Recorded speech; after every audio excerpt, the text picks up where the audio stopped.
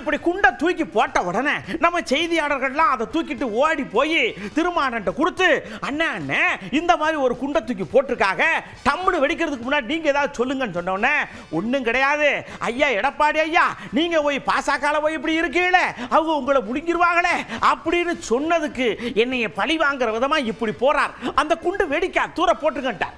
பாரதிய ஜனதா கட்சியின் வழிகாட்டுதலின்படி அவர் இது போன்ற விமர்சனங்களை வைக்கிறாரோ என்ற ஐயம் எழுகிறது. ஏனென்றால் விடுதலை சிறுத்தைகள் கட்சி பாரதிய ஜனதா கட்சியைத்தான் கொள்கை பகையாக முன்னிறுத்துகிறதே தவிர அதிமுகவை அவ்வாறு முன்னிறுத்தவில்லை.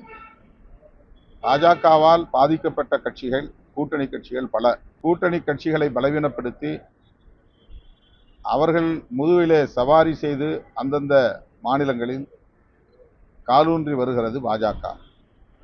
அதே உத்தியை தமிழ்நாட்டிலும் பாஜக கையாளுகிறது, கடைபிடித்து வருகிறது.